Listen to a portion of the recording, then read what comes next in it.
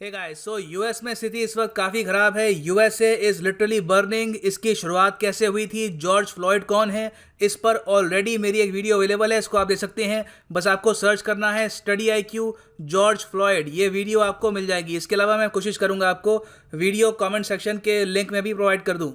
Now यहाँ पे आप देखेंगे ये यूएस का मैप है। जो इस वक्त यूएस में दंगे चल रहे हैं, इनकी शुरुआत हुई है मिनेसोटा स्टेट से। उसके बाद ऑल ओवर यूएस ये दंगे फैल चुके हैं। स्थिति इतनी खराब हो गई थी कि यूएस प्रेसिडेंट, जिनको काफ़ी बार कहा जाता है the most powerful man on earth, इनको अपने ही वाइट हाउस के बंकर में छुपना पड़ा।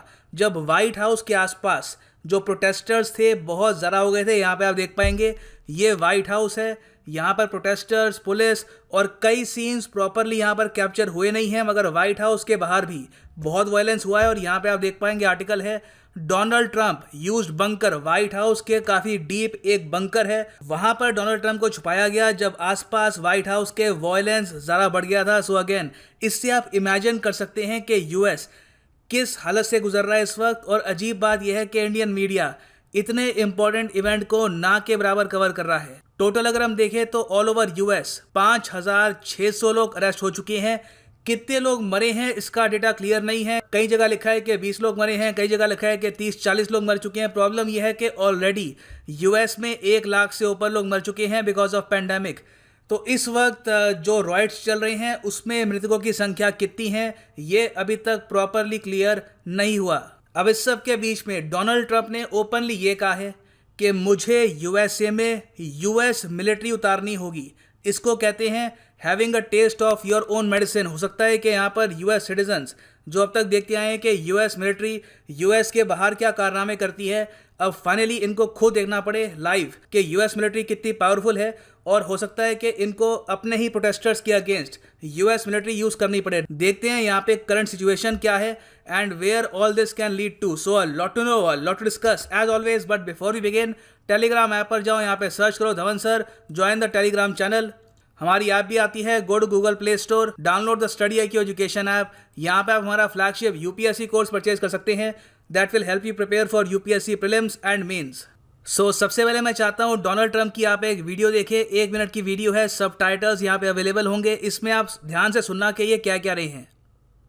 I am mobilizing all available federal resources, civilian and military, to stop the rioting and looting, to end the destruction and arson, and to protect the rights of law-abiding Americans, including your Second Amendment rights.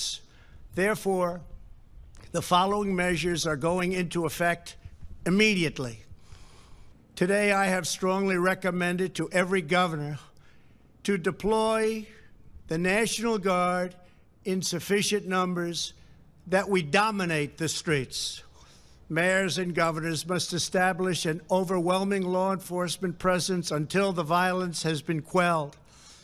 If a city or state refuses to take the actions that are necessary to defend the life and property of their residents, then I will deploy the United States military and quickly solve the problem for them.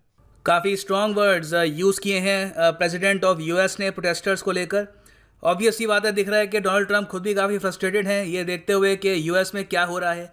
और अजीब बात यहाँ पर यह भी है कि इस सब की टाइमिंग, आई मीन इलेक्शंस बिल्कुल पास में है और उसी के कुछ महीने पहले इतने बड़े रॉयट्स, और लग रहा है कि यहाँ पे काफ़ी ऑर्गेनाइज्ड ग्रुप्स भी इन्वॉल्व हैं। खैर, डोनाल्ड ट्रंप यहाँ पर यह कह रहे हैं यूएस में हर जो स्टेट है जहाँ पर वायलेंस दिख रहा है, वहाँ पर जो स्टेट का गवर्नर है वो इमीडिएटली नेशनल गार्ड को डिप्लॉय कर दे स्ट्रीट्स पर।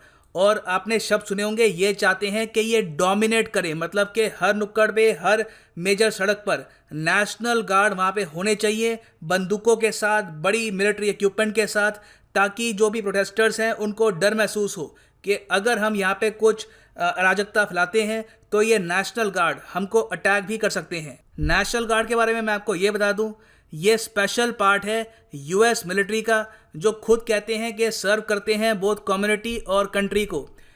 अब तक पिछले आई थिंक 5-6 दशकों में आप अगर देखो तो नेशनल गार्ड का यूएस में यूज़ होता है किसी नेचुरल डिज़ास्टर के टाइम, अर्थक्वेक आ गया या फिर कुछ फ्लड्स आ गए, तो उस वक्त नेशनल गार्ड के लोग निकलते हैं और हेलीकॉप्टर्स के साथ, अपने इक्विपमेंट्स के साथ और इनके जो नंबर्स हैं अपनी ट्रेनिंग के साथ ये लोगों की हेल्प करते हैं। पहली बार रॉयट्स को कंट्रोल करने के लिए और इतने ह्यूज स्केल पर रॉयट्स को कंट्रोल करने के लिए मल्टीपल स्टेट्स में नेशनल गार्ड को इतनी बड़ी संख्या में यूएस उतारेगा। सो डोनाल्ड ट्रंप ने यहाँ पर जैसे ही कहा कि नेशनल गार्ड आप उतार दो सड़कों पर, 23 स्टेट्स इमीडिएटली राजी हो गई। यहाँ पे आप देखेंगे मिनेसोटा इसमें शामिल है, उसके अलावा pretty much all major states, Texas वगैरह सब ने यहाँ पर डिप्लॉय कर दिए हैं नेशनल गार्ड। और आज के समय यूएसए में उतने ही नेशनल गार्ड डिप्लॉयड हैं जितने यूएसए के सोल्जर्स हैं इराक, सीरिया और अफगानिस्तान में। सो टोटल हम कह सकते हैं 17,000 नेशनल गार्ड इस वक्त ऑटोमेटिक राइफल्स लेकर यूएसए की स्ट्रीट्स में डिप्लॉयड हैं ताकि कोई भी प्रोटेस्ट ना हो पाए और जो भी वायलेंस हो रहा था, जो भी प्रोटेस्ट हो रहे थे, वो इमीडिएटली रुक पाए। ये मैं आपको दिखाता हूं कि यूएस में दृश्य क्या है। ये काफ़ी कंट्रोल्ड एरिया, यहाँ पे आप देखेंगे सेंटा मोनिका इस टाइप के मिलिट्री इक्विपमेंट है और यहाँ पे आप देखेंगे नेशनल गार्ड के लोग अपनी ऑटोमेटिक राइफल्स के साथ। यहाँ पे आप देख सकते हैं ये अब यूएस में आम सीन है। करीब 23 स्टेट्स में इस तरीके के आपको दृश्य मिलेंगे और काफ़ी जगह कर्फ्यू लगा हुआ है।